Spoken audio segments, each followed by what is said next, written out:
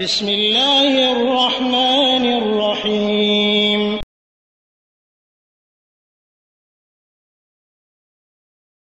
ওয়া বারাকাতুহু। জি, আমাদের এক ভাই প্রশ্ন করেছেন, তিনি বলছেন যে লুডো খেলা সম্পর্কে হুঁশিয়ারি সতর্ক করা হয়েছে। বলেছেন যে ব্যক্তি লুডো খেললো তো সে যেন শুকুরের মাংসের মধ্যে হাত ডুবিয়ে দিল। আসলে লুডো খেলার আসলে পাশা দাবা সম্পর্কে বলা হচ্ছে, পাশা বা দাবা সম্পর্কে। আর আপনি প্রশ্ন করেছেন যে বর্তমান যেটা আমরা মোবাইলের মধ্যে গেম খেলে সেটাও কি অন্তর্ভুক্ত?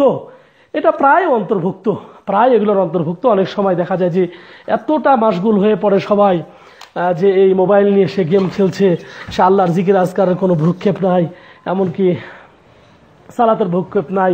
অথবা অনেক সময় দেখা যায় যে ওগুলো অশ্লীল গেম দেখছে, খারাপ গেম দেখছে, নিজেকে মাশগুল করে দিচ্ছে।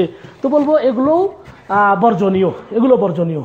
ওইরকম না বললেও কমপক্ষে আমরা বলবো যে এগুলো বর্জনীয়, এগুলো ঠিক নয়, একজন মুসলমানের উচিত নয়। কারণ মুসলমান হচ্ছে যে তারকুহু মা লা ইয়ানি, একজন মুসলমানের উচিত হবে যেটাতে কোনো কল্যাণ নাই, যেটাতে কোনো খায়ের নাই, যেটা কোনো ফায়দা নাই, সে কাজ মুসলমানরা করবে না, সে কাজ মুসলমানরা এড়িয়ে চলবে। এটাই মুসলমানদের উচিত।